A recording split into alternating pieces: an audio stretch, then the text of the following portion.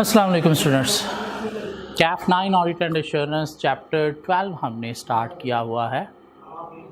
Almost सारा chapter हम cover कर चुके हैं। ऑडिट रिपोर्ट की डिफरेंट टाइप्स हम कवर कर चुके हैं। किस सिचुएशन में कौन सी रिपोर्ट देनी है डिस्कस कर चुके। Emphasis of matter, other matter में डिफरेंस क्या है कवर कर चुके। कब इम्फेसिस ऑफ मैटर देना है, कोई 4 एग्जांपल्स हम 5 कवर कर चुके। अदर मैटर्स कब देना है 3 एग्जांपल वो भी कवर कर चुके। इसके अलावा हम मिस स्टेटमेंट की बात कर चुके हैं कि मिस स्टेटमेंट का मतलब क्या है, 3 नेचर उसकी क्या है। मिस स्टेटमेंट अगर आइडेंटिफाई होती है तो कोर्स ऑफ एक्शन क्या है। इमटीरियल तो अनमॉडिफाइड ओपिनियन, मटीरियल है तो क्वालिफाइड ओपिनियन, और अगर परवेसिव है तो एडवर्स ओपिनियन। स्कोप लिमिटेशन का मतलब क्या है, 3 नेचर उसकी क्या है और उसके अगेंस्ट हमारा कोर्स ऑफ एक्शन। अगर तो ड्यू टू सर्कमस्टांसिस है स्कोप लिमिटेशन, तो फिर हमने क्या देखना है, क्या अल्टरनेटिव प्रोसीजर के थ्रू एविडेंस ऑब्टेन हो सकते हैं। नहीं हो सकते तो फिर मटेरियल नेचर की सूरत में qualified except for, pervasive nature की सूरत में डिस्क्लेमर ऑफ ओपिनियन। हाँ, अगर इम्पोज्ड बाय मैनेजमेंट है स्कोप लिमिटेशन तो पहले हमने कम्युनिकेट करना है मैनेजमेंट से एक लिमिटेशन रिमूव की जाए। नहीं कम्युनिकेट रिमूव करते तो 2 चार्ज गवर्नर से रिक्वेस्ट करनी है। नहीं 2 चार्ज गवर्नर्स भी रिमूव करती तो इंटेग्रिटी ऑफ मैनेजमेंट जो है वो देखना है, इवैल्यूएट करनी है। अगर डाउटफुल है तो हमें रेजिग्नेशन की तरफ जाना चाहिए। हाँ, अगर रिपोर्ट देना ज़रूरी है, लीगल रिस्ट्रिक्शन है तो फिर देखना है मैटर मटीरियल है तो क्वालिफाइड एक्सेप्ट फॉर, परवेसिव है तो डिस्क्लेमर ऑफ ओपिनियन। और जब भी ओपिनियन क्वालिफाई कर रहे हैं तो बेसिस ऑफ ओपिनियन में हमने रीज़न बताना होती है। क्या ख्याल है? और रिपोर्ट के कंटेंट्स हमने कवर कर लिए, किस कंटेंट में क्या क्या बातें आएंगी। कैम की बातें हमने कर ली, कहाँ पे कैम नहीं आएगा वो चीज़ emphasis of matter, other matter basis of opinion में बताएगी, कैम में रिपीट नहीं होगी। अदर इन्फॉर्मेशन की हमने बात कर ली, वहाँ पे क्या बातें करनी है 3। मैनेजमेंट रिस्पॉन्सिबिलिटीज़ क्या हैं, ऑडिटर रिस्पॉन्सिबिलिटी क्या है, सब कुछ हमने कवर कर लिया इस चैप्टर के तरफ। डिफरेंस हमने पढ़ लिया between audit report of ISA 700 and audit report of companies regulation 2018 भी। अब मूव होते हैं, देखते हैं पास पेपर में इस चैप्टर से रिलेटेड क्या क्या एग्जामिनर ने टेस्ट किया हुआ है। अगर हम देखें स्प्रिंग 2020 में उसने टेस्ट किया 8 मार्क्स के लिए, ऑटम 19 में टेस्ट किया 15 मार्क्स के लिए, स्प्रिंग 19 में टेस्ट किया 9 मार्क्स के लिए, स्प्रिंग 18 में टेस्ट किया 5 + 7 12 + 4 16 मार्क्स के लिए, ऑटम 17 में 15 मार्क्स के लिए, स्प्रिंग 17 में 10 मार्क्स के लिए, ऑटम 16 में कोई 14 मार्क्स के लिए, ऑटम 15 में 6 मार्क्स के लिए। तो मेन फ्रीक्वेंटली टेस्ट होने वाला चैप्टर है।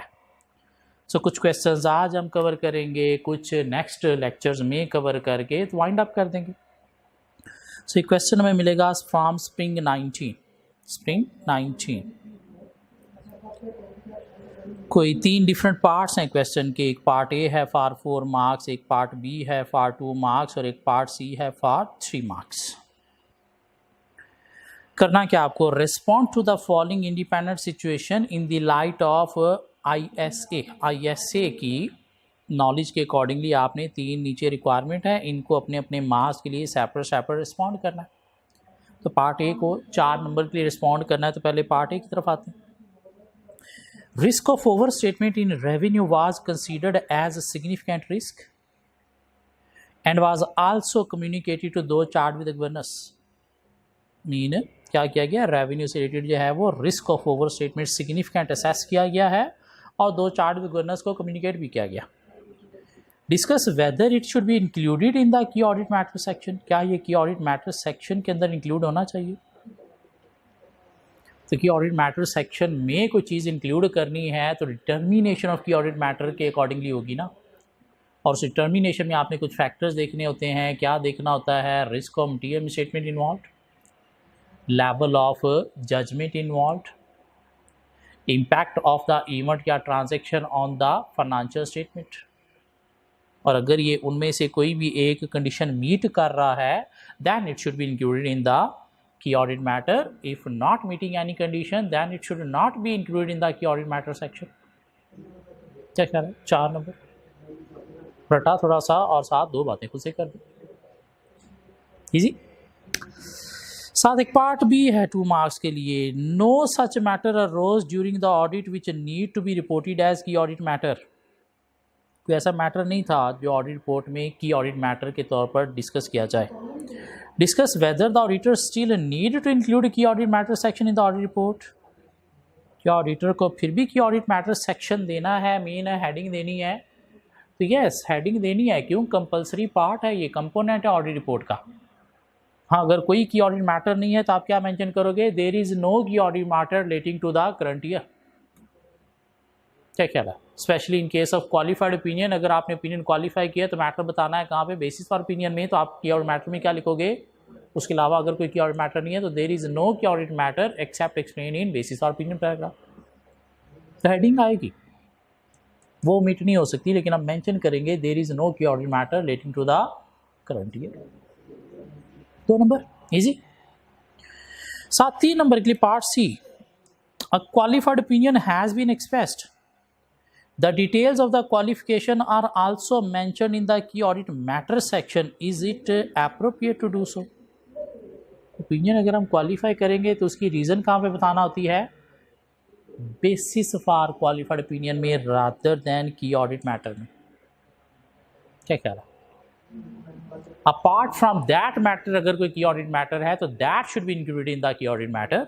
Otherwise the reason, the matter on which qualification or report is based, it should be included in the basis for opinion paragraph of the audit report rather than in the key audit matter.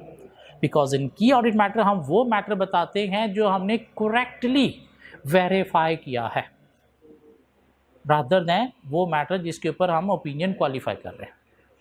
तो 3 number के लिए बात भी की जा सकती है। क्या ख्याल है? 4 + 2 + 3 9 मार्क्स इजीली कवर किए जाते हैं। एक दफ़ा आंसर को रीड करके हाथ से गुजार लेना है, एग्जामिनर दोबारा भी इस तरह के क्वेश्चन टेस्ट कर सकते हैं। थोड़ा और अगर हम देखें आगे, अगर चलें कुछ क्वेश्चन और प्रैक्टिस करने की कोशिश करते हैं। ऑटम 16 में हमें एक क्वेश्चन मिलेगा। ऑटम 16 एग्जामिनर ने टेस्ट किया ये चैप्टर 3 + 3 6 + 3 9 + 3 12 + 2 14 गुड मार्क्स के लिए। 14 मार्क्स के लिए ये चैप्टर टेस्ट किया। क्या टेस्ट किया उसने?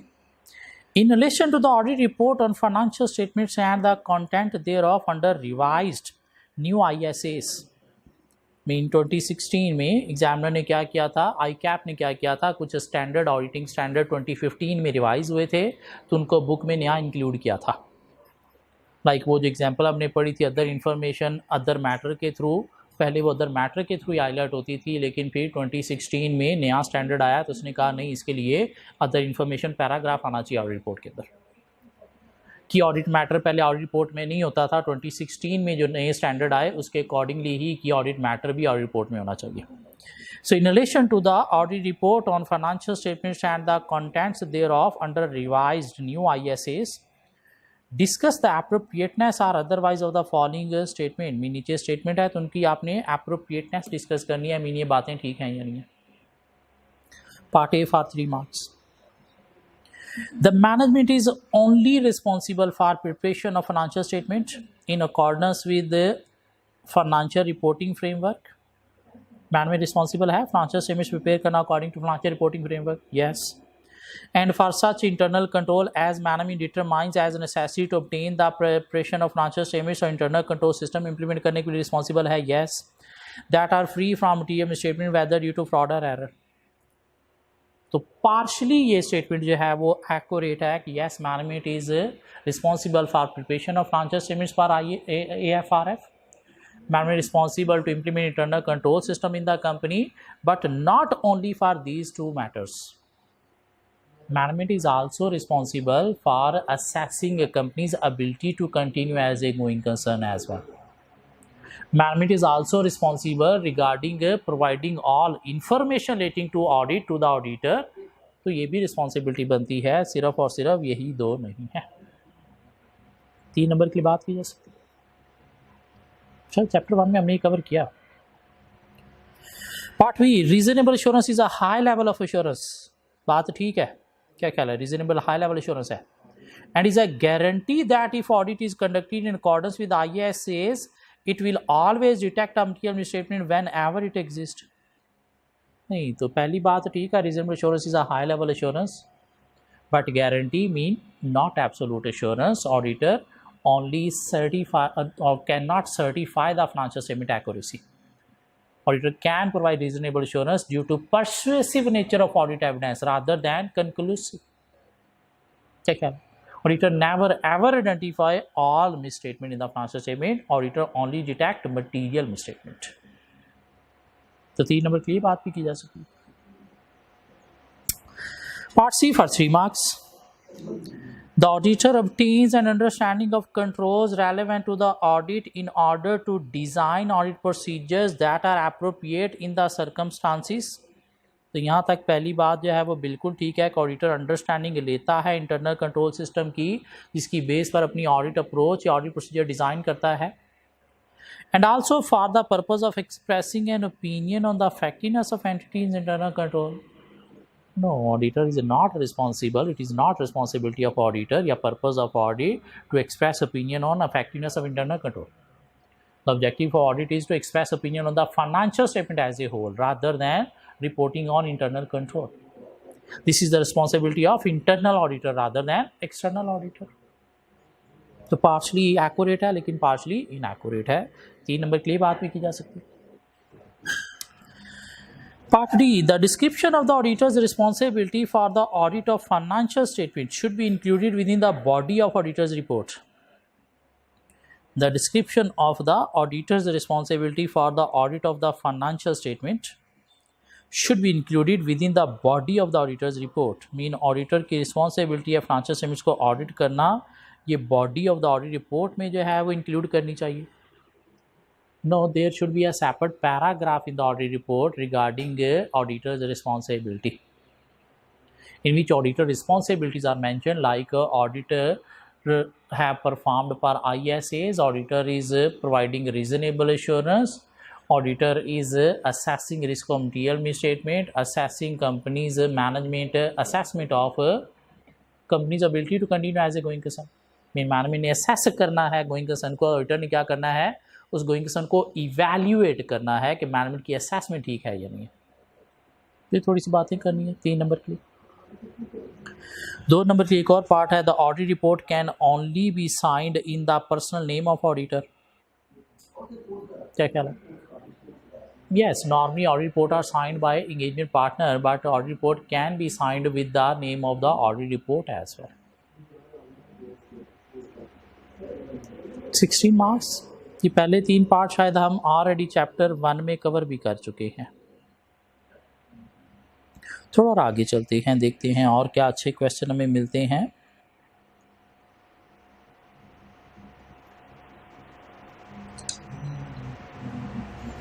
यस, एक क्वेश्चन मिलेगा हमें from autumn 12 for 7 good marks. Required, discuss the impact of each of the above matter on the audit report. above matter का हमने impact on audit report जो है वो discuss करना है. As an engagement partner, you have reviewed the audit working paper of Samarkand Limited SL, and the audit team has highlighted the following matters in the working paper. 3 matters हैं, तीनों को separate deal करते हुए आपने impact on audit report बताना है for 7 marks. Part A. 20% of the company's recorded revenue comprises of cash sales. Okay. Proper records of cash sales have not been maintained. Consequently, the audit team was unable to design audit procedure to verify the cash sale, और auditor जो है वो cash sale को verify भी नहीं कर सका और proper books of accounts भी maintain नहीं किए गए. तो पहली बात तो अगर auditor जो है वो if auditor is unable to verify cash sales, this matter lead to scope limitation. क्या ख्याल? So auditor should verify cash sales through alternative procedures. If he cannot identify या perform procedures, then report should be qualified if the matter is material. Our report should be disclaimer of opinion if the matter is pervasive. क्या ख्याल है? और साथ proper records of cash sales have not been maintained should be highlighted in other reporting requirement that proper books of accounts are not maintained per Companies Act 2017। क्या ख्याल है, उसकी भी बात करिए ना अदर रिपोर्टिंग रिक्वायरमेंट। ये उसकी बात की है तो हमने मेंशन करना है ये कहाँ पे आना चाहिए। हाँ, इसकी बेस पर ओपिनियन पे कोई फ़र्क नहीं पड़ेगा, लेकिन अदर रिपोर्टिंग रिक्वायरमेंट में आना चाहिए। क्यों, हम एज्यूम कर रहे हैं हम पाकिस्तान में ऑडिट कर रहे हैं। Clear. Part B. During the current year, the company changed the method of charging depreciation on its fixed assets from straight line to diminishing balance method. Depreciation rate change करना, method change करना, accounting estimate change है या फिर accounting policy change है? Estimate change है। क्या change है? Estimate change। तो कंपनी ने estimate change किया, और जब भी कंपनी एस्टीमेट चेंज करे तो इसे फाइनेंशियल स्टेटमेंट्स में डिस्क्लोज करना है पर IAS 8। हाँ, अगर पॉलिसी चेंज होती तो फाइनेंशियल स्टेटमेंट्स में डिस्क्लोजर भी देना है, साथ retrospective effect mean prior year adjustment भी डालनी है। लेकिन यहाँ पे क्या है, अकाउंटिंग मेथड जो है वो चेंज किया है, तो this is estimate change and should be disclosed in the financial statements पर IAS 8। अगर रेफरेंस दे दो एग्जामिनर बड़े हैप्पी हो जाएंगे, शायद हो सकता है आपको गोल्ड मेडल उठा के दे देंगे। However, all the required disclosures have been included in the notes to the financial statements, और financial statements में disclosure भी दिया गया है, तो financial statements accurate है। क्या ख्याल है, तो इस में opinion क्या होनी चाहिए? Unmodified, unqualified opinion।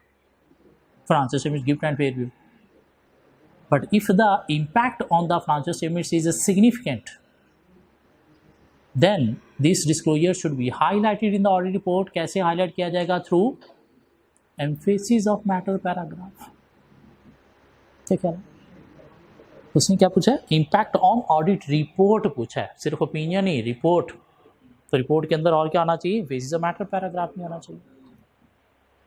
क्लियर? चले आगे। ओके।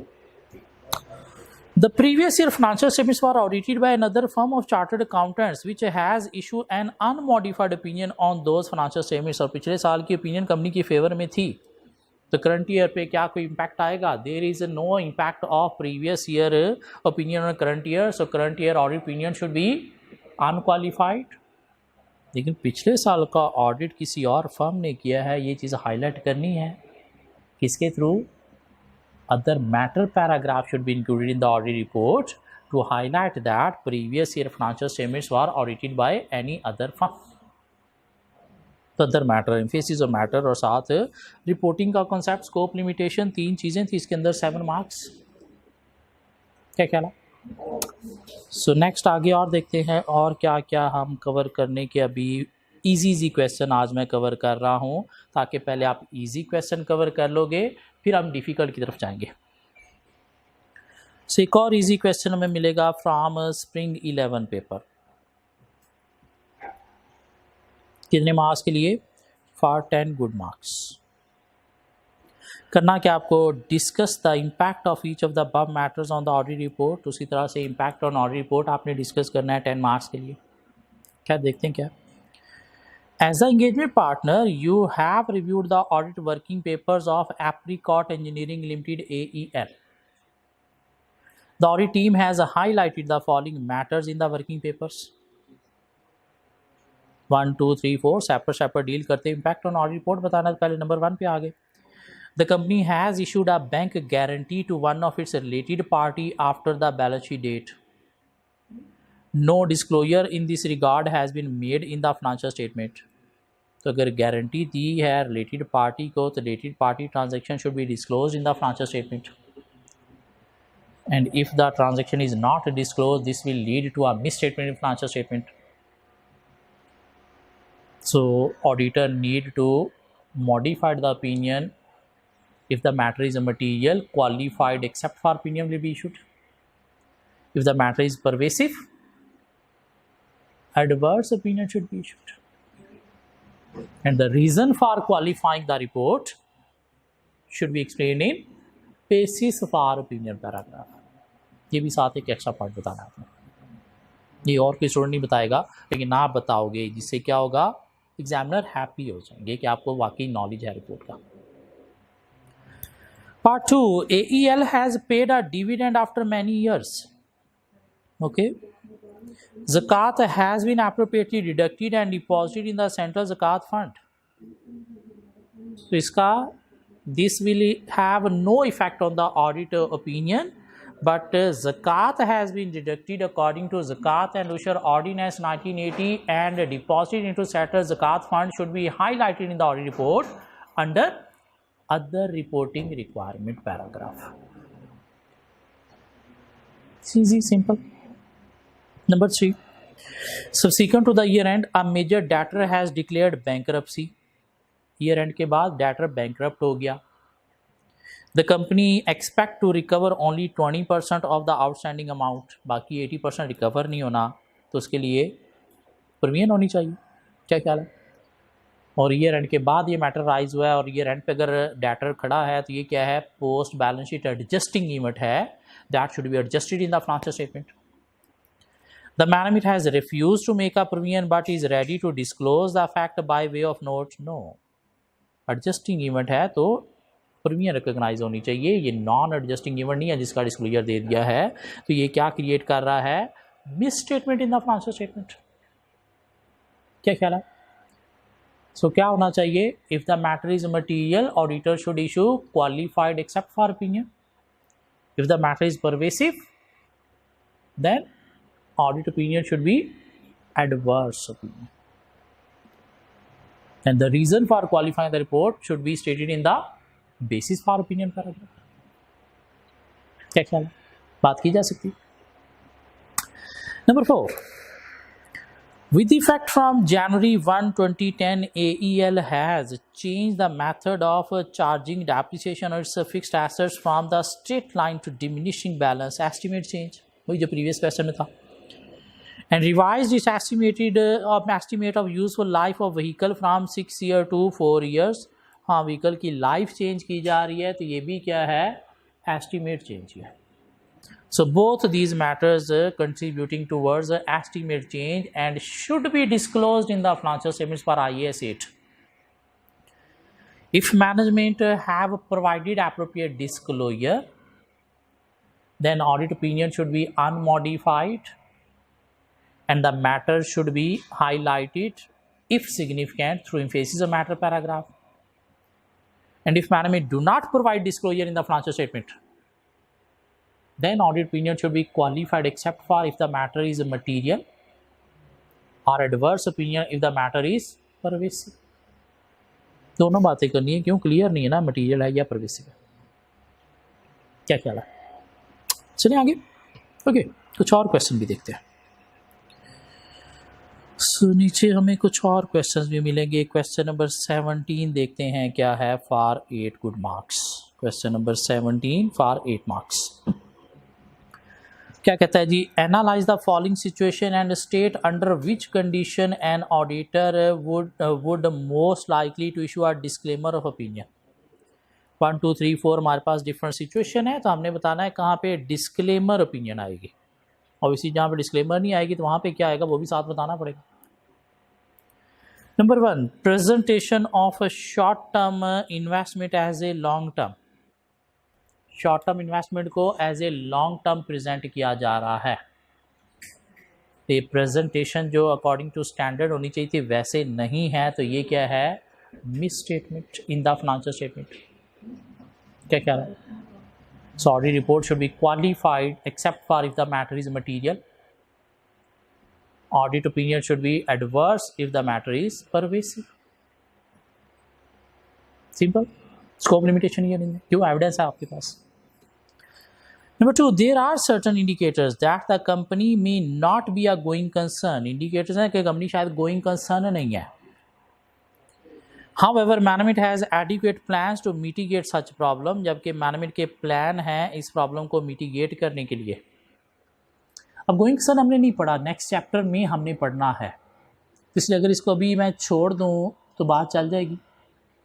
क्या ख्याल है कि उससे रिलेटेड ऑडिट रिपोर्ट में एक नया पैराग्राफ आता है, क्या आता है, ये गोइंग concern में हम पढ़ेंगे, तभी इस मैटर को मैं छोड़ रहा हूँ. जब वो पढ़ेंगे तो उसके बाद आप ये ऑटोमेटिकली करने के काबिल हो जाओगे. Number 3, management's refusal to furnish written representation in respect of an item for which no other evidence is reasonably expected to exist. कि अगर हमें कहीं पे एविडेंस नहीं मिल रही तो हम मैनेजमेंट से एक रिटन रिप्रेजेंटेशन ऑब्टेन करते हैं as a evidence, audit evidence की सफिशिएंसी इंक्रीज करने के लिए। हाँ, अगर मैनेजमेंट रिटन रिप्रेजेंटेशन देने से इनकार कर रही है तो ये क्या है, स्कोप लिमिटेशन। क्या ख्याल है? So auditor should issue qualified except for opinion if the matter is material, or auditor should issue disclaimer of opinion if the matter is pervasive. ठीक है? Auditor should also evaluate integrity of management as well. क्यों? अगर नहीं दे रहे इस मतलब integrity भी doubtful हो सकती है, तो वो भी evaluate करनी है। ये integrity वाली बात करने से examiner happy हो जाएंगे। Number 4, the terms and condition of a long-term loan have been incorrectly disclosed. Loan safety disclosure देना है लेकिन उसकी टर्म भी और उसकी कंडीशंस भी इनकरेक्टली डिस्क्लोज की गई हैं। तो जैसे चीज़ डिस्क्लोज होनी चाहिए थी वैसे नहीं है, तो ये क्या है, मिस स्टेटमेंट। तो क्या होना चाहिए, if the matter is material qualified opinion should be issued, if the matter is pervasive adverse opinion should be issued. Simple. चलिए आगे। ओके, कुछ और क्वेश्चन देखते हैं।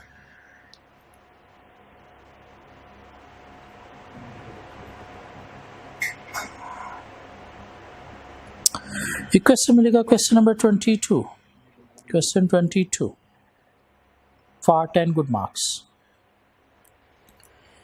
करना क्या आपको, identify and explain the errors in the above extract.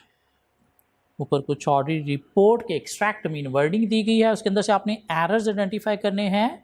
You are not required to redraft the report, wording आपने ठीक करके नहीं लिखनी, सिर्फ एरर आइडेंटिफाई करने हैं। और हमने ऑलरेडी ऑडिट रिपोर्ट की वर्डिंग पढ़ी हुई है, ISA वाली भी रिपोर्ट की वर्डिंग हमने सारी पढ़ी थी, कंपनी रेगुलेशन वाली ऑडिट रिपोर्ट की वर्डिंग भी हमने पढ़ी थी। तो उस वर्डिंग को माइंड में रखते हुए हमने देखना है कहाँ पे क्या मसला हो सकता है। An extract from the draft audit report produced by an audit junior is given below. Auditor's responsibility paragraph की वर्डिंग दी गई है। We conducted our audit in accordance with auditing standards. तो नहीं, कौन से स्टैंडर्ड हैं वो मेंशन नहीं किया गया, either ISA international standard on auditing है या auditing standard applicable in Pakistan है। तो मेंशन करना ज़रूरी है कौन से स्टैंडर्ड को आपने फॉलो किया है, तो एक ही एरर है। An audit includes examination on a test basis of evidence relevant to amount and disclosure in the financial statement. It also includes an assessment of all the estimates and judgment made by the directors in preparation of the financial statement. क्या auditor all estimate judgement को देखता है? नहीं, auditor सिर्फ significant estimate judgement को देखता है, all estimate को नहीं देखता। तो ये भी एक एरर है। In the preparation of financial statements and of whether the accounting policies are appropriate to the company's circumstances, consistently applied and adequately disclosed. We planned and performed our audit so as to obtain as much as information and explanation as possible, given the time available for the audit. No, यहाँ पे तो आप शायद बता रहे हो कि आपके ऊपर कोई टाइम रिस्ट्रिक्शन थी। नहीं, हमने बताना होता है to obtain sufficient appropriate audit evidence rather than as much as information explanation. तो ये एक तो गलत है, sufficient appropriate audit evidence mention करना चाहिए। और दूसरा, time available for the audit, ये चीज़ आपने कभी भी कोई रिस्ट्रिक्शन है तो ऑडिट रिपोर्ट में हाईलाइट नहीं करनी। क्यों? इसकी बेस पर शायद आपकी क्वालिटी अफेक्टेड हो सकती है, तो इसलिए ये रिस्ट्रिक्शन हमें रिजॉल्व करना होती है बाय डिस्कशन विद मैनेजमेंट। इसको ऑडिट रिपोर्ट में कभी भी हाईलाइट नहीं करना। तो 1 2 3 4 इश्यूज हो गए। We confirm that the financial statements are free from TM statement. We confirm नहीं, ऑडिटर कभी भी कंफर्म नहीं करता। आप क्या सर्टिफिकेशन दे रहे हो फाइनेंशियल स्टेटमेंट्स एक्यूरेट है, गारंटी दे रहे हो? नहीं, ऑडिटर क्या देता है? एश्योरेंस देता है, वो भी कौन सी? Reasonable high level assurance rather than absolute assurance. देखिए भी इशू है। वेदर कॉज बाय फ्रॉड और अदर इरेगुलरिटी और error, the directors however are wholly responsible for the accuracy of the financial statements and no liability for error can be accepted by the auditor.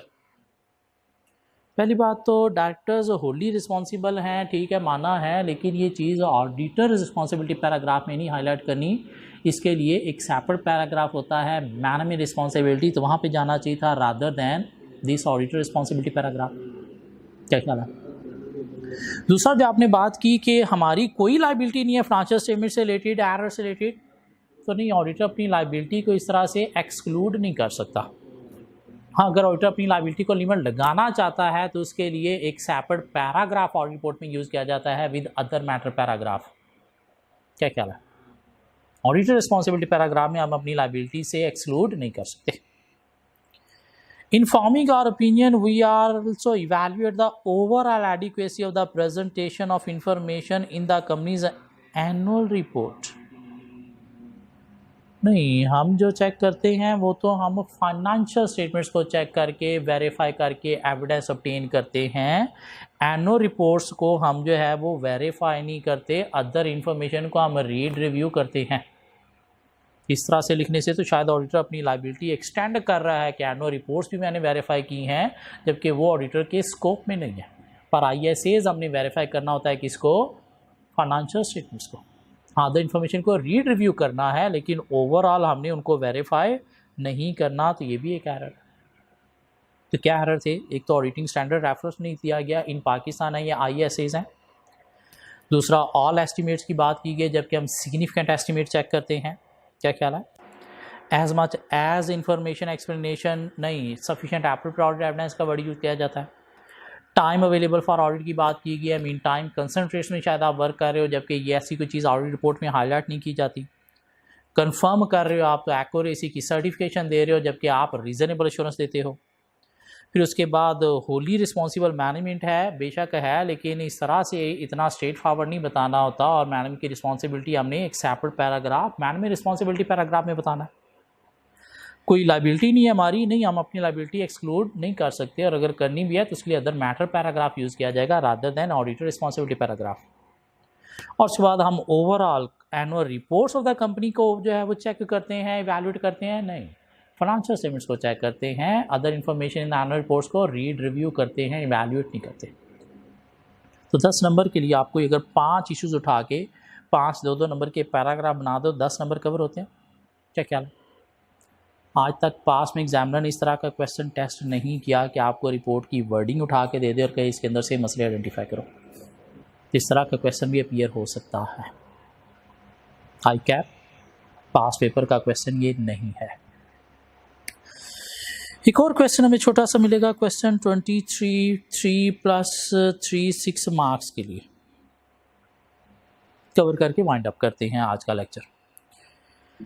Question में करना कि आपको required respond to the audit partners comments, आपको ऊपर कोई comments हैं 1 और 2, इसको आपने क्या करना है? रिस्पॉन्ड करना है। कैसे रिस्पॉन्ड करना है? जो नॉलेज है उसके अकॉर्डिंगली रिस्पॉन्ड करना है। 3-3 नंबर के लिए बातें करनी है, 3-3। You are responsible for answering technical queries from other managers and partners of your firm. Mean audit पढ़ते पढ़ते अब आप इस काबिल हो गए हो कि अब आप अदर मैनेजर्स पार्टनर की टेक्निकल क्यूरीज को रिस्पॉन्ड करने लगे हो। The audit partner left the following note on your desk this morning. Number 1, I am about to draft the audit report for my client Sycamore company.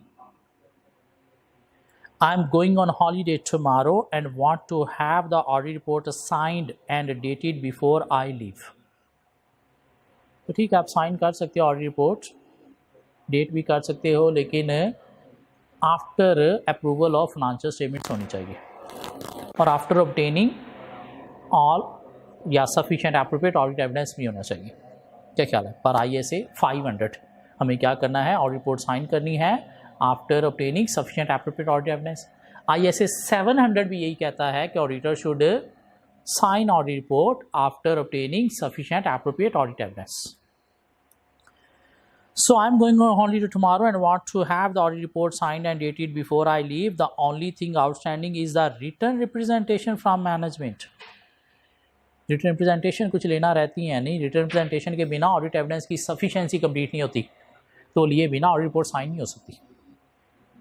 I have verbally confirmed the contents with the finance director who agreed to send the representation to the audit manager within the next days.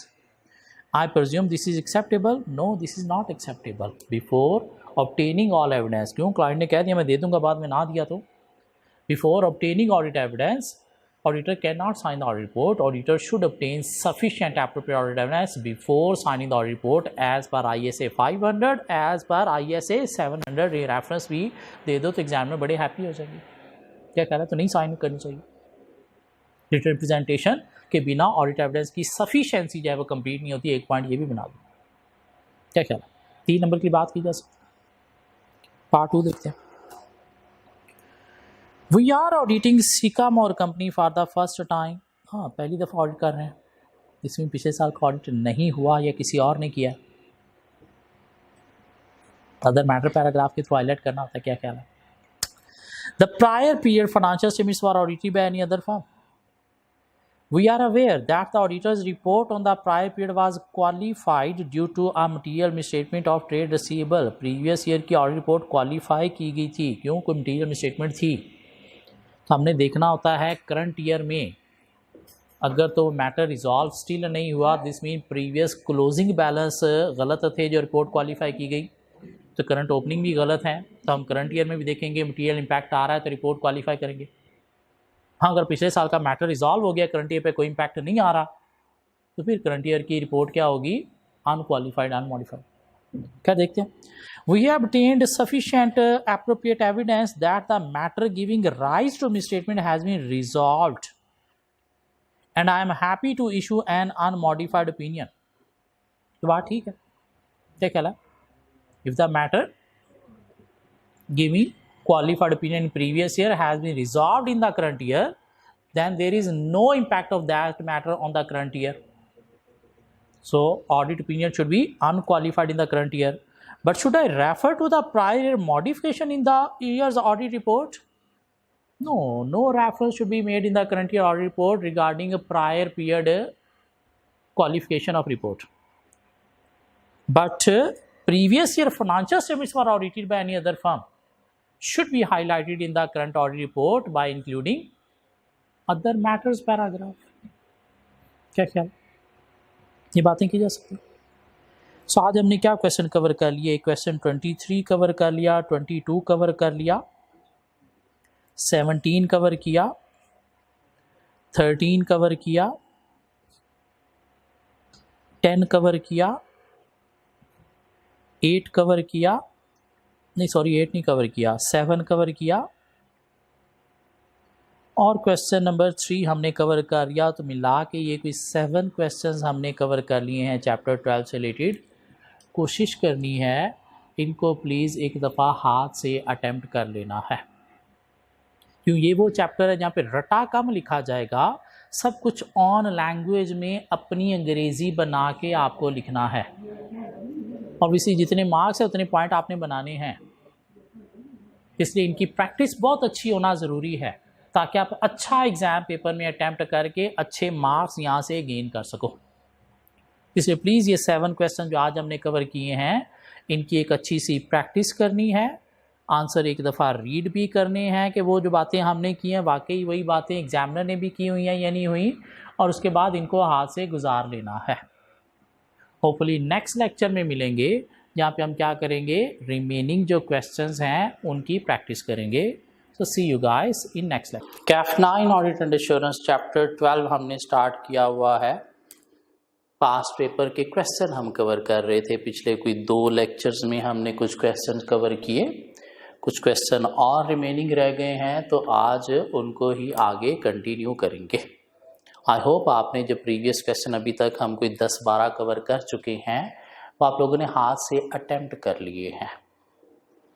So spring 2020 हमने cover कर लिया, autumn 19 cover कर लिया, spring 19 cover कर लिया, spring 18 cover कर लिया.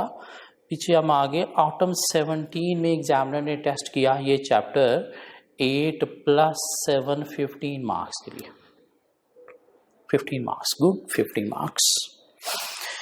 कोई 2 पार्ट हैं, दोनों से रिलेटेड एक ही शायद रिक्वायरमेंट है. Describe the steps that will be performed in each of the above situation. ऊपर कुछ सिचुएशंस हैं पार्ट ए में, पार्ट बी में, तो आपने क्या करना है, स्टेप्स लिखने हैं. स्टेप्स में प्रोसीजर्स, कैसे आप चेकिंग करोगे, क्या आप वेरिफिकेशंस करोगे, and discuss the possible implication of the above on audit report, और ऑडिट रिपोर्ट के ऊपर इम्प्लीकेशन इम्पैक्ट भी बताना है। Drafting of audit report is not required, audit report की वर्डिंग नहीं लिखनी आपने। तो शायद हम ऑलरेडी इस तरह का क्वेश्चन कवर कर चुके हैं, सिर्फ क्या होगा मेरे ख्याल से सिनेरियो के अंदर इशू की नेचर डिफरेंट होगी। देखते हैं क्या है। So you are the audit partner of the firm and your manager has highlighted the following matters. Part A for 8 good marks, 8 अच्छे नंबर है। The profit before tax of Tariq Limited TL for the year ended 30th June 2017, year ended 30th June 2017 is rupees 790 million। उसने start में profit की figure they the. This mean materiality इसके अंदर calculate करके हमें बताना पड़ेगी कि मैटर मटीरियल है या नहीं है। TL provides a 3-year warranty to its customer। Company क्या करती है, अपने कस्टमर को वारंटी प्रोवाइड करती है। जब भी वारंटी प्रोवाइड की जाती है तो आपने वारंटी की प्रोविजन रिकॉग्नाइज करना होती है पर IAS 37। फिर देखते हैं क्या हो रहा है। And has made provision of rupees 80 million in this regard, और 80 मिलियन की प्रोविजन भी रिकॉग्नाइज की हुई है। तो 80 मिलियन 790 मिलियन के साथ कंपेयर करके देखें तो हम मटीरियलिटी कैलकुलेट करके बता सकते हैं मैटर मटीरियल है या नहीं है। क्या ख्याल है, कैलकुलेट करके ज़रा देखेंगे कितनी बनती है मटीरियलिटी इसकी, ऑटम 17 के क्वेश्चन की। अगर हम मटीरियलिटी चेक करें तो कितने परसेंट ये जो है वो बनता है प्रॉफिट का, तो शायद 10% के करीब ही बनता है enhance material. Okay, the management carries out the computation internally. हाँ, मैनेजमेंट ने वो जो प्रोविजन की 80 मिलियन रिकॉग्निशन की है वो इंटरनली कैलकुलेशन की है, और इसलिए कंपनी की मैनेजमेंट ही देखती है कि कितने को हमारे पास वारंटी क्लेम आ सकते हैं, उतनी के अमाउंट की प्रीमियम रिकॉग्नाइज कर देती है। हाँ, हमने देखना होता है कि वो अमाउंट जो है वाकई ही एप्रोप्रिएट है या नहीं है, उसमें कोई अजम्पशन यूज की गई है तो अजम्पशन रीजनेबल है या नहीं है। हाँ, अगर कोई एक्सपर्ट वैल्यूएशन है तो किसी एक्सपर्ट को भी हम कंसिडर कर लेते हैं। खैर देखते हैं। The process is complex and based on various assumption. हाँ, प्रोसेस कॉम्प्लेक्स है और वेरियस अजम्पशन पे भी बेस करता है। Okay, therefore your firm has appointed an expert after following all the necessary procedures for assessing the competence, capability and objectivity of the expert। और value निकालना complex था, assumption पे बेस था, तो हमने फर्म ने, ऑडिटर ने क्या किया, कोई एक्सपर्ट को इंगेज किया और एक्सपर्ट की हमने कंपिटेंस, कैपेबिलिटी और ऑब्जेक्टिविटी जो है वो चेक कर ली है। क्या ख्याल है, तो पहले मटीरियलिटी बता दी, फिर बात करेंगे पर IAS 37 क्या चाहिए, प्रोविजन चाहिए regarding warranty provision which company has recorded, और वैल्यूएशन के लिए हमने क्या किया, एक्सपर्ट को कंसल्ट किया है। तो एक्सपर्ट को अगर हम बात करें चैप्टर 11 में अगर थोड़ा सा हम जाएँ, एक्सपर्ट से रिलेटेड हमने क्या चीज़ें चेक करना होती थी, क्या सिर्फ हमने कंपिटेंस ही असेस करनी है, नहीं हमने कुछ और चीज़ें भी देखनी थी एक्सपर्ट की। क्या हमें देखना चाहिए, क्या एक्सपर्ट की सोर्स डाटा वो जो यूज कर रहा है वो एक्यूरेट, कंप्लीट, रेलेवेंट है या नहीं, ये भी हमें वैल्यूएट करना चाहिए। हमें relevance and reasonableness of significant assumption and method use भी देखना चाहिए, reasonableness of expert finding and conclusions भी देखना चाहिए, और consistency of these conclusion with audit evidence भी देखना चाहिए। तो ये भी हम क्या करेंगे, इसमें 7 बातें करेंगे कि सिर्फ एक्सपर्ट की हमने कंपिटेंस, कैपेबिलिटी, ऑब्जेक्टिविटी नहीं देखनी, हमें ये 4 पॉइंट भी इंश्योर करने हैं। क्या ख्याल है, और अगर इसके अकॉर्डिंगली एक्सपर्ट की जो वैल्यू है और मैनेजमेंट की जो फाइनेंशियल स्टेटमेंट्स के अंदर वैल्यू है ये सेम है, then there is no misstatement in the financial statement. क्या ख्याल है, तो उस वक्त में हमें क्या करना पड़ेगा, अनमॉडिफाइड ओपिनियन। लेकिन मैटर के ऊपर काम हमें बहुत ज़्यादा करना पड़ा, एक्सपर्ट भी लेना पड़ा। क्या ख्याल है, रिस्क स्टेटमेंट भी इसमें हाई था, तो उस में हमें क्या करना है, matter should be included in the key audit matter section of the audit report. और अगर एक्सपर्ट वैल्यू और जो कंपनी की मैनेजमेंट ने वैल्यू लिखी है फाइनेंशियल स्टेटमेंट्स में से डिफरेंस है, then there is misstatement in the financial statement. क्या ख्याल है, तो उसके बाद हमें क्या करना है, we need to discuss with management to restate the financial statement. If management restated appropriately as per expert value, then audit opinion should be unmodified, and if management do not restate the financial statement as per expert value, then opinion should be modified. कौन सी, qualified except for if the matter is material और adverse if the matter is pervasive.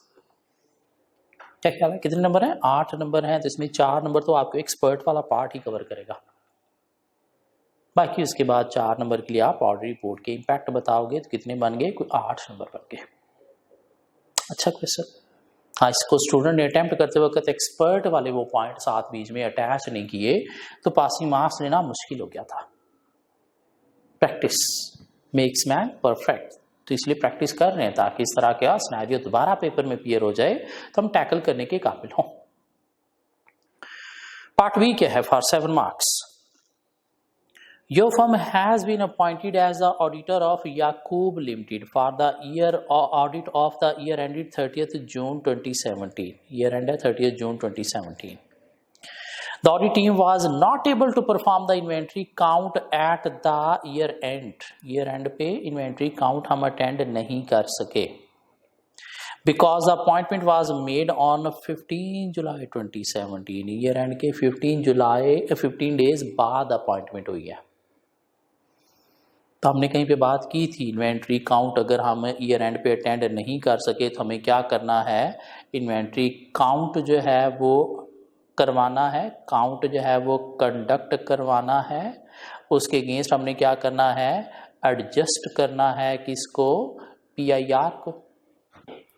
और हमें क्या करना है? Inventory count date से year and तक जो इन्वेंट्री मूवमेंट है उसे इंश्योर करना है कि कंप्लीटली एक्यूरेटली रिकॉर्डेड है, और जो इन्वेंट्री यहाँ पे ऐड हुई है उसे माइनस, और जो माइनस हुई है उसे ऐड करवाना है, जिसको हमने नाम दिया था कि हमें क्या टेस्ट परफॉर्म करना है? रोल बैक टेस्ट हमें परफॉर्म करना है to verify year end inventory. क्या ख्याल है? तो यहाँ पे मसला क्या है? Auditor was not available at count date. So auditor should verify inventory through alternative procedure. Alternative procedure क्या है? Auditor should perform the inventory count. Auditor should perform the inventory count. एक minute ठहरिएगा। Auditor should perform the inventory count after the year end when he is appointed and try to adjust the PIR against this inventory count.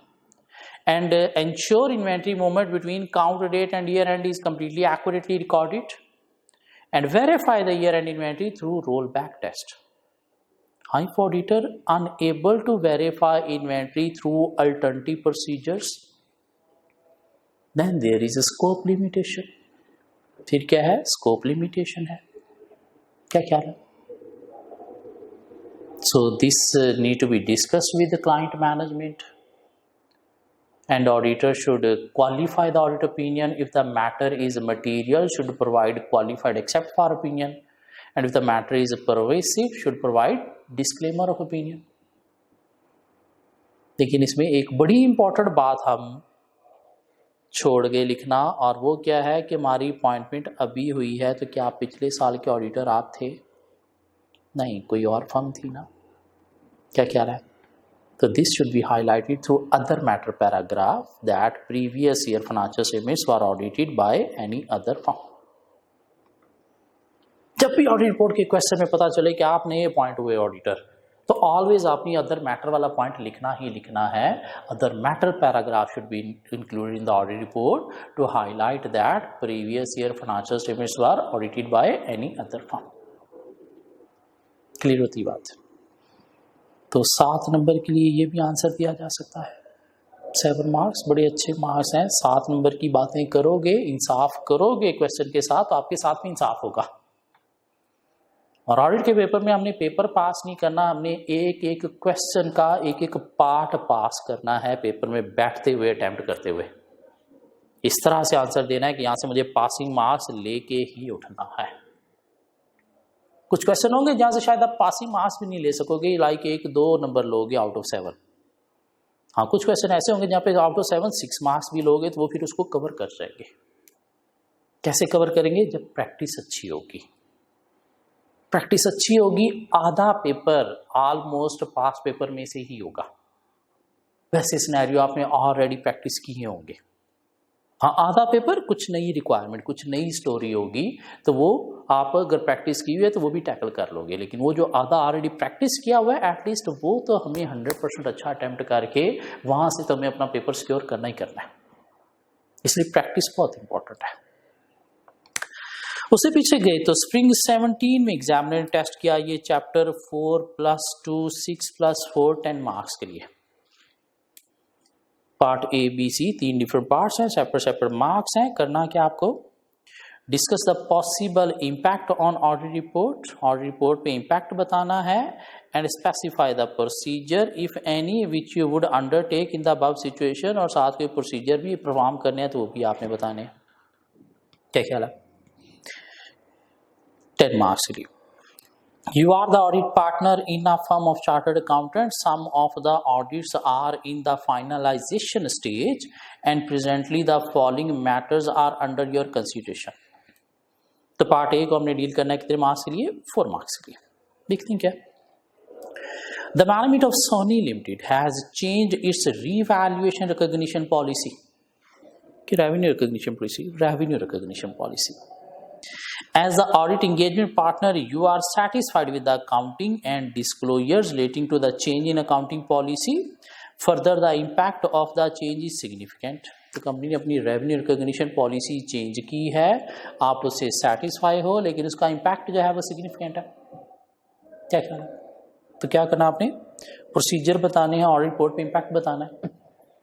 तो क्या करना चाहिए? We need to check the revenue recognition policy is consistent with the industry average as well as management assumptions are reasonable. क्या ख्याल है? तो ये हमें चेक करना है और फिर देखना है कि if auditor is satisfied with the treatment, then financial statements is not materially misstated. उस सूरत में audit opinion should be unmodified. If auditor is not satisfied with the accounting, then audit opinion should be qualified. In case of unmodified opinion, the matter should be referred to the key audit matter section of the audit report, as it is significant and required more work during the audit. क्या ख्याल है? तो unmodified opinion भी देनी है, लेकिन साथ की ऑडिट मैटर सेक्शन में भी हाईलाइट करना है कि सिग्निफिकेंट है, इसके ऊपर हमने काम भी ज्यादा किया होगा। 4 नंबर क्या ख्याल? एक पार्ट भी है, part 2 marks. There is a legal dispute between Marvi limited and one of its customer. In this regard, the legal advisor has confirmed the stance of the management, stance means position, in a meeting with you. However, he has refused to provide a written confirmation thereon. इन oral confirmation में तो उसने कह दिया जी management जो कह रही है बिल्कुल ठीक कह रही है, लेकिन रिटर्न कंफर्मेशन नहीं दी उसने। तो ऑरल कंफर्मेशन क्या है? लायबल सोर्स ऑफ एविडेंस नहीं है। तो क्या रिटर्न एविडेंस हमें रिक्वायर करना है किसी लॉयर से? If there is no return evidence then this lead to scope limitation. तो क्या करना चाहिए हमें? Audit opinion should be qualified, modified, qualified with except for opinion if the matter is material, or disclaimer of opinion if the matter is pervasive. 2 number छोटा सा answer देना। Part C for 4 marks क्या कहता है? The management of Lala Limited is not willing to make certain disclosures. हाँ, कुछ disclosure financial statements में चाहिए जो Lala Limited की मैनेजमेंट प्रोवाइड नहीं कर रही। The management is of the view that these disclosure will not add any value to the financial statement. इतनी important नहीं है। Further, the information required to make these disclosure cannot be compiled before the deadline for the completion of the audit, और audit भी near to complete है। तो कहते हैं जी कि इनको compile करना पड़ेगा, इंसर्टेड रिकॉर्डिंग करना पड़ेगी, तो उसमें टाइम लगेगा, ऑडिट फिर लेट हो जाएगा। So as per accounting standard disclosure जो भी नेसेसरी हैं, रिक्वायर्ड किए गए हैं, वो फाइनेंशियल स्टेटमेंट्स में होने चाहिए, नहीं है तो ये क्या है? Material misstatement in the financial statement. So क्या करना चाहिए हमें? We need to discuss with management regarding providing completeness of disclosure in the financial statements, and we need to request management for the delay of the audit completion so that disclosure should be appropriately provided in the financial statement. If management still refuse to provide disclosure, then audit opinion should be modified. qualified except for if the matter is material, or adverse opinion if the matter is pervasive. क्या ख्याल है? 4 number के लिए बातें की जा सकती हैं, इजी क्वेश्चन था, क्या ख्याल है? चलते हैं आगे। स्प्रिंग 16 वाला क्वेश्चन हमने कवर कर लिया, ऑटम 15 वाला भी हमने कवर कर लिया प्रीवियस लेक्चर में, स्प्रिंग 13 वाला कवर करना रहता है। तो स्प्रिंग 13 में एग्जामिनर ने टेस्ट किया 4 + 5 9 + 3 12 मार्क्स के लिए चैप्टर। देखते हैं क्या टेस्ट किया for 12 good marks. Discuss the impact of each of the above matter on the audit report. Audit report के ऊपर इम्पैक्ट बताना है आपने, ऊपर 3 इश्यूज हैं उनका। The following situation have arising on different clients of your firm, mean हमारी firm के डिफरेंट क्लाइंट से रिलेटेड जो है ये इश्यूज हैं। The year and in each instance is 31 दिसंबर 2012, और ईयर एंड तीनों क्लाइंट के लिए क्या है 31 दिसंबर 2012। पार्ट ए को 4 मार्क्स के लिए हमने डील करना है, देखते हैं। In November 2012, Wazir Limited WL entered into a 5-year contract with Saphir Limited SL for supply of specific parts. Company WL SL के साथ कोई पार्ट्स की सप्लाई के लिए कॉन्ट्रैक्ट में गई। The supply was on to commence on 1st April 2013. Year and 31 दिसंबर है और सप्लाई कब कमेंस होनी है 1st April 2013 में। In December 2012, WL purchased plant and machinery specifically for the contract with SL at a price of 150 million with useful life of 5 years. और company ने ये जो सप्लाईज देनी है प्रोडक्ट ये प्रोड्यूस करने के लिए दिसंबर में अपना एक 150 मिलियन का प्लांट बाय कर लिया, जिसके थ्रू ये प्रोडक्ट प्रोड्यूस होकर सप्लाई जाएंगे आगे। Okay. However, in January 2013, SL incurred heavy losses in a natural disaster and went into liquidation, और SL जो है वो जनवरी में मर गया, लिक्विडेट हो गया। During 2012, sale to SL amounted to ₹5 million and the amount receivable from SL at the year end was ₹450,000। हाँ, ईयर एंड पे जो बैलेंस था उसकी तरफ रिसीवेबल वो 450 का था पिछला कोई, और 5 मिलियन की पिछले सालों में सेल हुई है, क्या ख्याल है? तो 450 अगर तो रिलेट था किस चीज़ से related, receivable mention in the financial statement से रिलेटेड, तो फिर ये क्या है post year end adjusting event है, that need to be adjusted in the financial statement requiring provision for doubtful debts. और 450 को अगर हम मटीरियलिटी कैलकुलेट कर सकें तो मटीरियलिटी भी हम बता सकते हैं कि मटीरियल है या नहीं है, क्या ख्याल है? साथ क्या कहता है, for the year ended 31 December 2012 WL has earned profit before tax 125 million, the turnover was 900 million and net assets 1.2 million. तो पहली बात तो ये 450 की बात कर लें तो ये एडजस्टिंग इवेंट है, प्रोविजन रिक्वायर है, और उसकी कैलकुलेशन हम दे देंगे प्रॉफिट के साथ कि मटीरियल है या नहीं। तो 125 मिलियन और 450,000 को अगर हम कंपेयर करें तो मटीरियलिटी कैलकुलेट की जा सकती है कि कितने % बनता है, क्या ख्याल है? तो क्या है 450 शायद मटेरियल नहीं होगा, लेकिन वो जो 150 मिलियन का आपने एसेट लिया स्पेसिफिकली फॉर दिस क्लाइंट, अब क्या वो एसेट इतनी वर्थ रखता है कि उसे तो यही चीज़ें बननी थी, क्या ख्याल है? और 150 को अगर हम कंपेयर करें टोटल एसेट्स प्रॉफिट के साथ, वो मटेरियल है। तो क्या करना हमें, अगर तो कोई और अल्टरनेटिव नहीं है इन प्रोडक्ट्स का जो इसने प्रोड्यूस की हैं, तो फिर कंपनी को क्या करना चाहिए, एसेट्स को इम्पेयर करना चाहिए, क्या ख्याल है?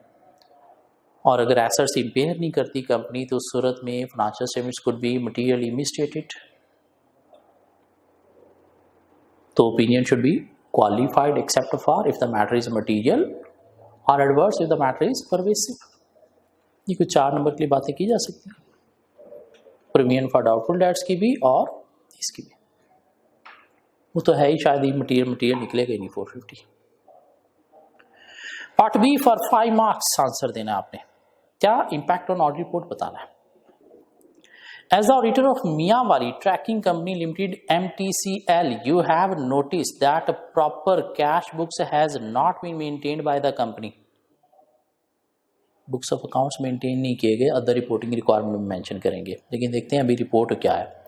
However, MTCL has provided you with summaries showing party-wise receipt and payments, and you have been able to trace them to company's bank statement.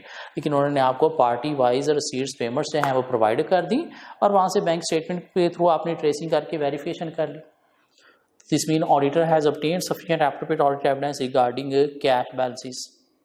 So there is no misstatement in the financial statement. तो उस में opinion क्या होनी चाहिए? Should be unmodified. But proper books of accounts has been not been maintained by the company should be highlighted in other reporting requirement paragraph. किस number? 5 number. क्या ख्याल है? अल्टरनेटिव प्रोसीजर के थ्रू जब वेरीफाई हो गया तो कोई स्कोप लिमिटेशन नहीं है और कोई मिसस्टेटमेंट भी नहीं है आइडेंटिफाई हुई तो उस सूरत में क्या होगी? Unmodified opinion. पार्ट सी को देखते हैं. पार्ट 3 मार्क्स क्या टेस्ट किया गया. During the year Jhelum Limited JL paid 10% dividend to shareholder. ठीक है जी, पे किया होगा. On account of an error, zakat could not be deducted from sum of shareholders. Zakat deduct नहीं की गई. The amount involved was rupees 22,000, which was deposited by JL in the central zakat fund and charged as other expenses. तो financial statements तो शायद यहाँ पे ठीक है. ज़कात could not be deducted from some of the shareholder. तो financial statements तो एक्यूरेट हैं तो ओपिनियन तुम्हारी अनमॉडिफाइड होगी. But we should highlight through other reporting requirement that ज़कात has not been deducted according to ज़कात एंड रोशर act but deposited into central ज़कात फंड बाय 22,000. चेक कर 3 नंबर के लिए आंसर ये भी दिया जा सकता. अदर रिपोर्टिंग रिक्वायरमेंट टेस्ट हुआ. उससे पीछे देखें तो ऑटम 12 में क्या क्वेश्चन टेस्ट हुआ था हम ऑलरेडी कवर कर चुके. स्प्रिंग 12 में एग्जामिनर ने टेस्ट किया 3 + 4 7 मार्क्स के लिए. तो देखते हैं ये क्या क्वेश्चन है. Required in the light of the relevant requirements discuss how should the auditor deal with the above situation procedures and describe the impact thereof on audit report. और ऑडिट रिपोर्ट के ऊपर impact भी बताना है. 2 matter हैं तो दोनों को सेपरेट डील करते हैं. देखते हैं क्या. The following situation have arisen on different clients being audited by your firm. The year and in each instance is 31 दिसंबर 2011. तो ईयर एंड क्या है? 31 दिसंबर 2011. Part A just for 3 marks हमने डील करना है. The management of G Limited intends to present certain unaudited supplementary information with the audited financial statements. Unaudited supplementary information mean शायद कोई other information की बात होने जा रही है. इसे रिव्यू करना हमारी रिस्पॉन्सिबिलिटी है but do not audit. In order to comply with the requirements of the parent company, therefore signing the audit report, it has been determined that some of the information is inconsistent with the information in the draft financial statement. In financial statements के अंदर inconsistent है क्या? Unaudited other information. क्या ख्याल है? So क्या करना चाहिए हमें? पहले तो मैनेजमेंट से जो है वो डिस्कस करना चाहिए क्या टू रीस्टेट दिस या to correct this inconsistency between financial statement and other information. फिर ऑडिटर को क्या देखना चाहिए? अगर इनकंसिस्टेंसी है तो auditor should verify that financial statements are accurate. And if errors are found in financial statement, other information is accurate, then audit opinion should be modified. And if errors are found in other information but financial statements are accurate, then audit opinion should be unmodified. But other information is wrong, this should be highlighted in other information paragraph in the audit report that there is material misstatement in other information. क्या ख्याल है? पहले management को कहेंगे कि errors correct करें. अगर वो करेक्ट नहीं करते तो फिर हमें देखना है कि इधर एरर इन फाइनेंशियल स्टेटमेंट है या अदर इन्फॉर्मेशन है. क्योंकि अगर एरर इन फाइनेंशियल स्टेटमेंट है तो फाइनेंशियल स्टेटमेंट्स के ऊपर तो हमारी ओपिनियन मॉडिफाई होती है. हाँ, अगर एरर इन अदर इन्फॉर्मेशन है, फाइनेंशियल स्टेटमेंट्स ठीक है, देन ओपिनियन अनमॉडिफाइड. लेकिन ये अदर इन्फॉर्मेशन रॉन्ग है तो ये कहाँ पे हाईलाइट करेंगे? In other information paragraph stating that there is material misstatement in other information. क्या ख्याल है? 3 नंबर किसने अदर इंफॉर्मेशन पैराग्राफ टेस्ट किया यहाँ पे? ये जब का क्वेश्चन है तब ये बात अदर मैटर पैराग्राफ के थ्रू होती थी, इसलिए पास पेपर में अगर कहीं पे आंसर में अदर मैटर लिखा हो तो वो अब गलत हो गया, उस वक्त ठीक था। क्यों? 2016 में ये अदर इंफॉर्मेशन पैराग्राफ की बात आई है, जिसलिए अब ये अदर इंफॉर्मेशन पैराग्राफ के थ्रू हाईलाइट होगा। ठीक हो गया? रिसेंट पास में एग्जामिनर ने इसके ऊपर कोई क्वेश्चन टेस्ट नहीं किया हुआ। पार्ट बी फॉर 4 मार्क्स क्या कहता है? Malakand Industries Limited (MIL) is engaged in the supply of customized machinery to textile manufacturers. Company textile manufacturers को मशीनरी बना के सेल करती है। On 18 February 2012, one of its customer who owed rupees 9.6 million went into voluntary liquidation. और 18 फरवरी 2012 को company का कोई customer जो है वो लिक्विडेशन में चला गया। तो देखना है प्रीमियम फॉर डाउटफुल डेट्स चाहिए या नहीं चाहिए, ईयर एंड भी नहीं पता क्या है। क्या ख्याल है कि ईयर एंड बताया उसने? यस, 31 दिसंबर उसने बताया हुआ है।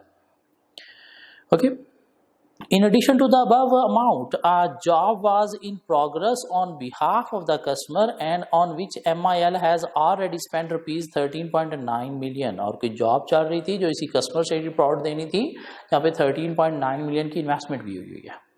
Okay, the debtor has refused to make a provision against the debt on the ground that the liquidator was appointed after the balance sheet date,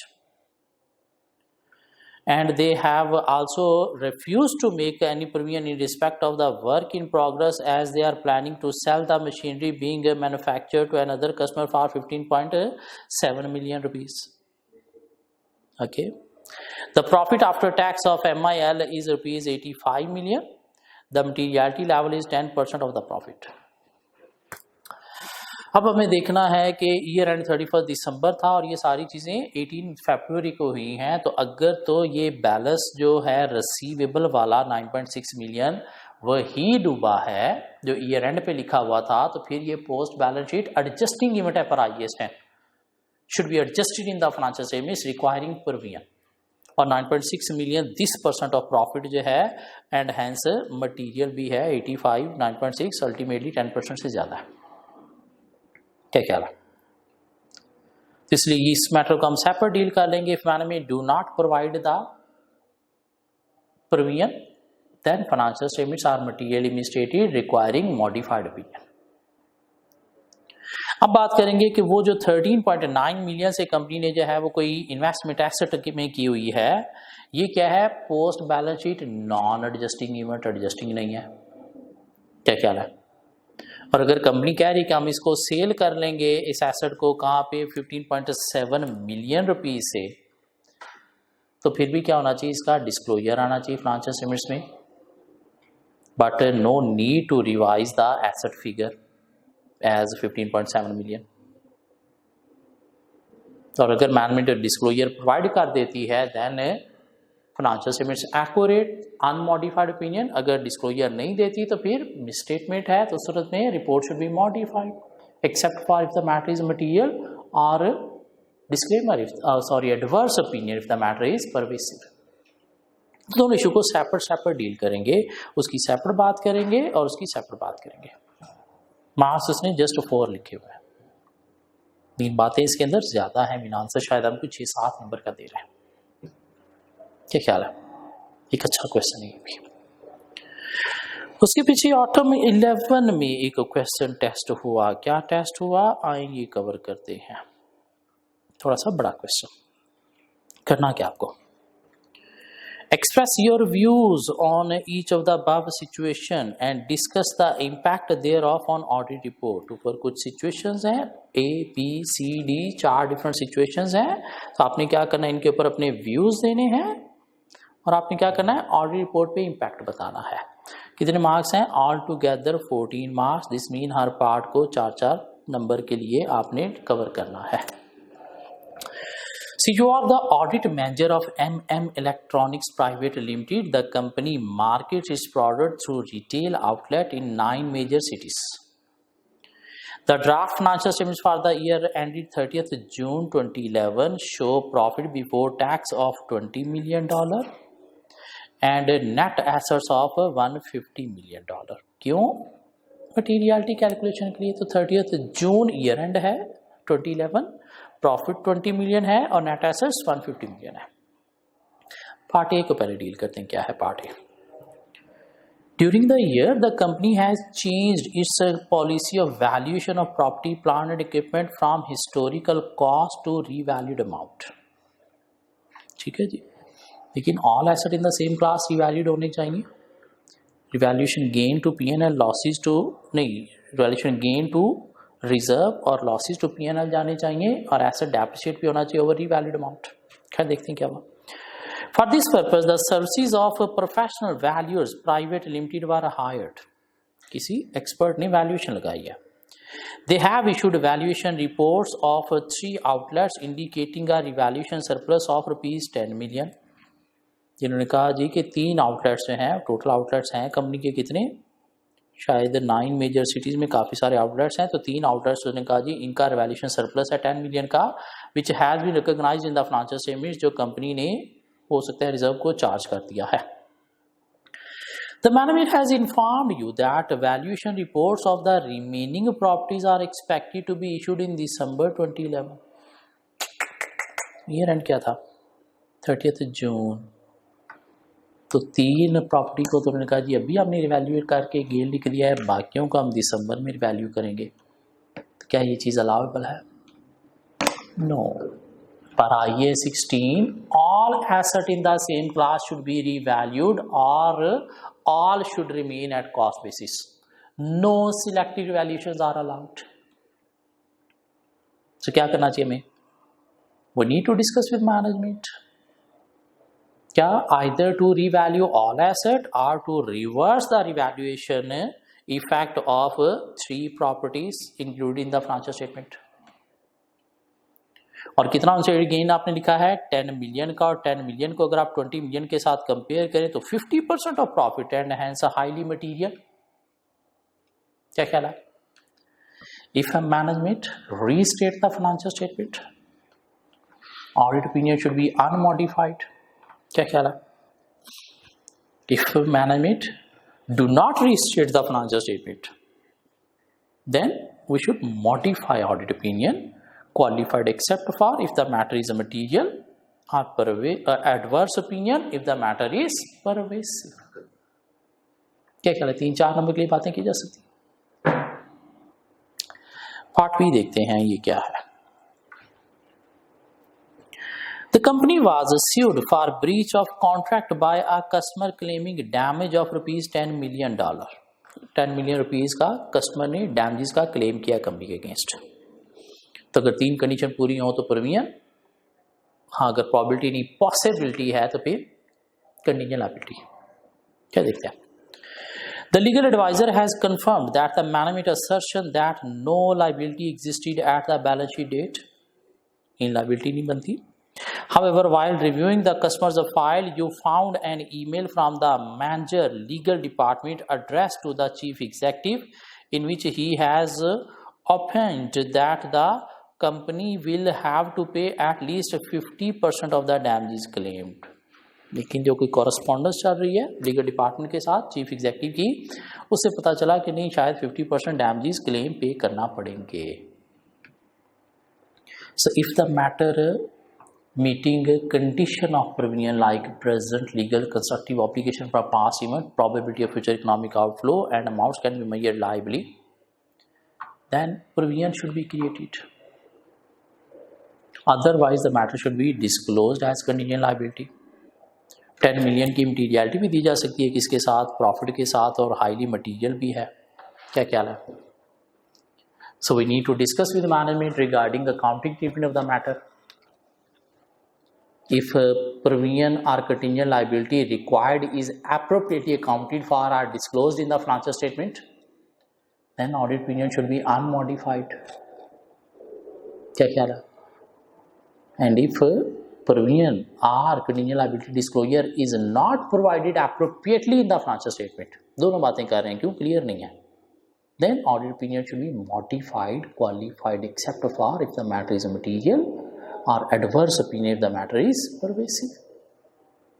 क्या ख्याल है? क्लियर नहीं है कि क्रिमिनल लायबिलिटी चाहिए या प्रोविजन चाहिए, तो इसलिए दोनों की बातें हम कर रहे हैं कि दोनों में से आइदर कोई भी जो है वो एप्रोप्रिएटली अकाउंटेड फॉर या डिस्क्लोज्ड है तो फिर सब कुछ ठीक है, नहीं एप्रोप्रिएटली अकाउंटेड फॉर या डिस्क्लोज तो फिर क्या है, मिसस्टेटमेंट है।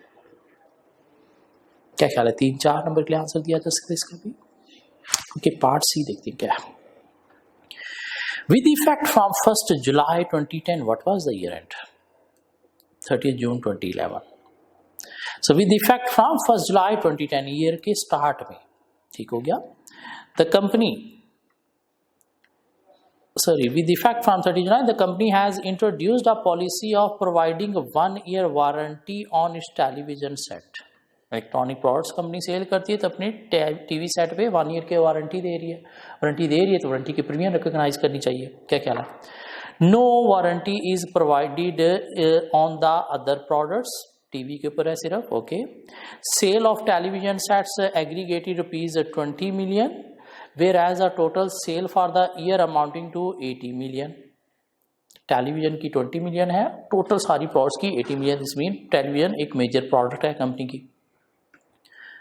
The company has a customer support department which provides after-sale service on all products. For defects not covered under the warranty, the company bills the customer at 25% above cost. Mean company क्या करती है, कोई defective units को भी repair करती है जहाँ पे 25% से अबव जितनी भी कॉस्ट है कस्टमर को चार्ज की जाती है, 25% कंपनी बेयर करती है। Warranty. The management has included a note in the draft financial statement stating that no provision has been made in respect of warranty as the amount cannot be measured reliably. क्या ये बात ठीक है कि amount reliably major नहीं की जा सकती? No. This management explanation that warranty provision amount cannot be measured reliably is incorrect. Management can compute warranty provision amount from past records or from any expert opinion, and this is the management responsibility to calculate figures on a judgment or estimate basis in the financial statement. So we need to discuss with management to provide warranty provision in the financial statement. If management have provided appropriate warranty provision, then opinion should be unmodified. लेकिन matter में judgement ज्यादा involve थी तो उस सूरत में क्या होना चाहिए कि audit matter section should be included in the audit report to highlight this issue. And if management refuse to provide warranty provision in the financial statement, then audit opinion should be modified, qualified except for if the matter is material और adverse opinion if the matter is pervasive. क्या ख्याल है? बात की जा सकती है 3-4 number की इसकी भी। पार्टी देखते हैं क्या है। The directors have decided not to disclose earning per share as the same had reduced significantly on account of issuance of 100% bonus share. Company ने अर्निंग पर शेयर जो है वो डिस्क्लोज नहीं की।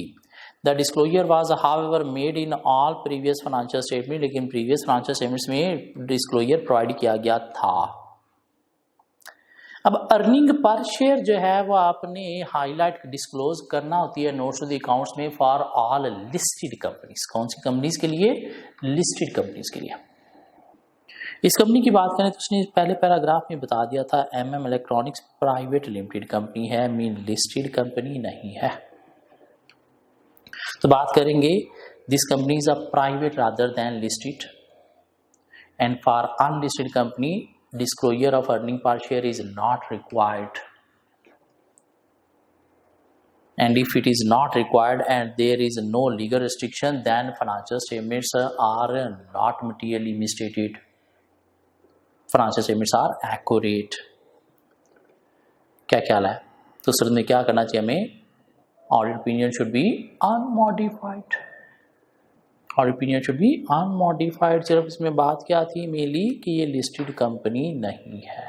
हाँ, अगर लिस्टेड होती तो फिर डिस्क्लोजर नहीं है तो फिर हम क्या करते? क्वालिफाई करते ऑडिट ओपिनियन को। क्यों? मटीरियल मिसस्टेटमेंट थी, एक डिस्क्लोजर चाहिए था स्टैंडर्ड के अकॉर्डिंगली, वो आपने प्रोवाइड नहीं किया।